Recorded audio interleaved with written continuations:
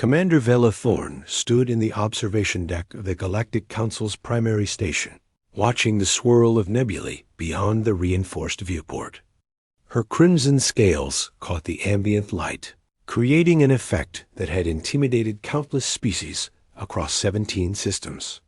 As a Draknari warrior diplomat, she had spent 3 decades cultivating an image of absolute invincibility. "The human delegation has arrived," her aide whispered, mandibles clicking nervously. Vela dismissed the concern with a wave of her clawed hand. Humans were the newest species to petition for council membership, and she had read their files with mild interest. They were weak creatures from a backwater planet, lacking natural weapons, armor, or even respectable lifespans. The galaxy would chew them up and spit them out within a generation. "Send them to Conference Hall 7, Vela commanded. "Let them wait." It was a power play she had used countless times. Let the petitioners stew in their nervousness while she arrived fashionably late, demonstrating exactly who held authority in these proceedings. The Draknari had ruled the Council's military arm for 2 centuries, and Vela intended to maintain that dominance. When she finally strode into the conference hall, 40 minutes later, she expected to find anxious aliens fumbling with their presentation materials. Instead, she found a single human sitting calmly at the table, reading from a datapad. He didn't even look up when she entered. "I am Commander Vela Thorne," she announced, her voice carrying the resonance that made lesser species tremble. "You will address me with appropriate respect." The human finally raised his eyes. They were an unremarkable brown, set in a face that showed neither fear nor deference. "Captain James Rivera, Earth Diplomatic Corps, you're late." Vela's scales rippled with suppressed anger. No one spoke to her that way. "I arrive when I choose to arrive. Your petition for council membership will be reviewed according to our established protocols, which will take approximately 7 years. "We don't have 7 years, Rivera replied, setting down his datapad. "The Karth swarm is moving through the outer rim. They'll reach your mining colonies in the Tertius sector within 6 months. "The Karth are a minor nuisance," Vela scoffed. "We have repelled them before. Not like this." Rivera pulled up a holographic display. "Our deep space monitoring stations have been tracking their movement patterns. This isn't a raiding party. This is a full hive migration. 3 billion combat forms, supported by planet crackers and spore carriers." Vela studied the display, her tactical mind automatically calculating trajectories and force distributions. If the data was accurate, the threat level was significant. But she wouldn't give this human the satisfaction of seeing her concern. "Where did you acquire this intelligence?" she demanded. "We've been observing the Karth for 15 years, Rivera explained. "Ever since they consumed the Talrith colony near our space. We knew they'd eventually become everyone's problem. And you waited until now to share this information." Vela's tail lashed behind her. "How convenient that you arrive with dire warnings, just as you seek council membership." Rivera stood, and Vela was surprised to note he was nearly as tall as she was, despite humans being smaller than Draknari on average. "We're not asking for membership as payment for intelligence. We're offering a solution to a problem that will cost you billions of lives if you ignore it. The Draknari fleet is the finest military force in council space," Vela declared. "We require no assistance from primitives who have barely achieved faster-than-light travel. Is that right?" Rivera's expression remained neutral, but something flickered in those brown eyes. "Tell me, Commander, how many sustained campaigns have the Draknari fought in the last century?" The question caught Vela off guard. "We maintain peace through strength. Our reputation alone prevents conflict." "So 0, Rivera continued. "Meanwhile, Earth has been in a state of near-constant warfare for its entire history.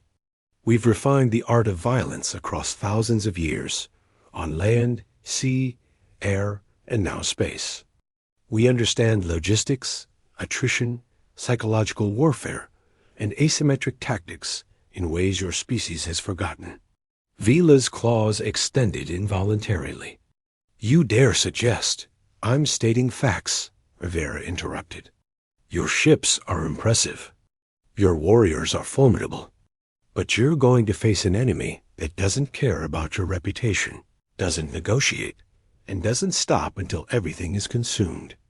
You need someone who remembers how to fight when intimidation fails. The commander moved faster than most species could track, closing the distance between them in a single bound. She grabbed Rivera by the front of his uniform and lifted him off the ground, slamming him against the wall hard enough to crack the decorative paneling. Her face was inches from his, fangs bared.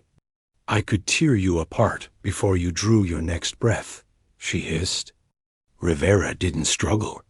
His heart rate had increased. She could see his pulse in his throat, but his eyes remained steady and his voice calm. You could. And then who's going to help you save those mining colonies? The 14,000 civilians living there? The Draknari Pride Company stationed for defense? Vela held him there, scales flushed with combat readiness, every instinct screaming at her to assert dominance through violence.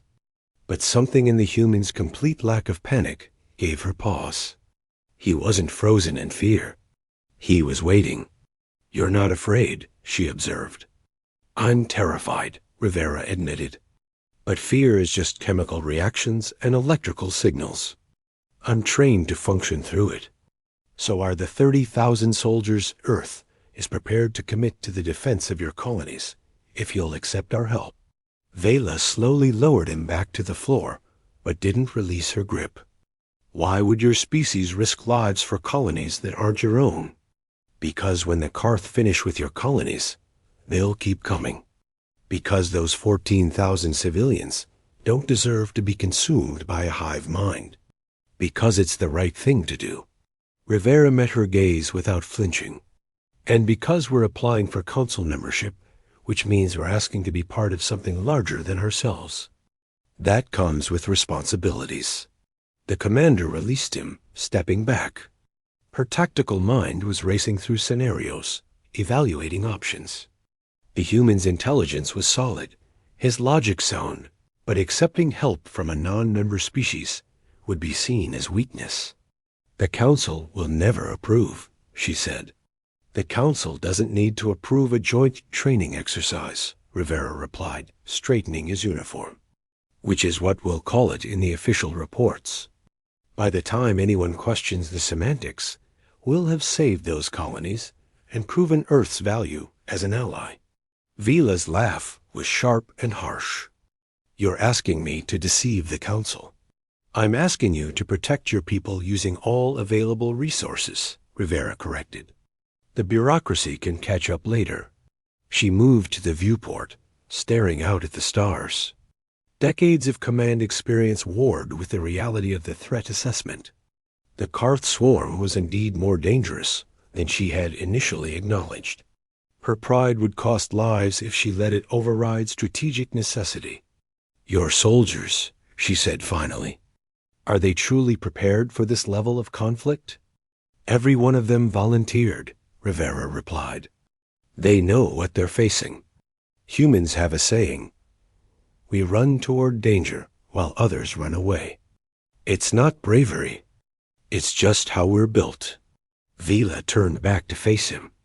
If I agree to this joint training exercise, your forces will be under my command. You will follow Draknari protocols and chain of command. No exceptions. Agreed, with one condition, Rivera said. My tactical officers get input on strategy. We know the Karth. We've studied their patterns, their weaknesses, their evolution across 17 hive variations.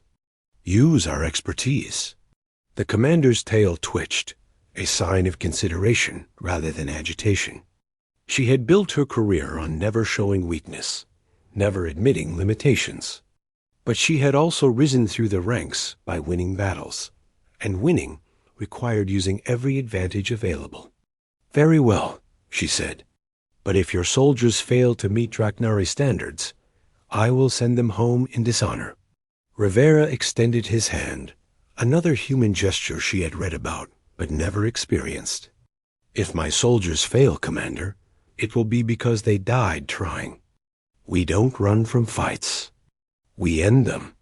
She looked at his outstretched hand for a long moment before clasping it with her own clawed grip. The human didn't flinch at her strength, though she felt his bones flex under the pressure. Fragile creatures, these humans. But perhaps there was something to be learned from a species that had clawed its way to the stars without natural weapons or armor. "Dismissed, Captain Rivera," she said. "Prepare your forces.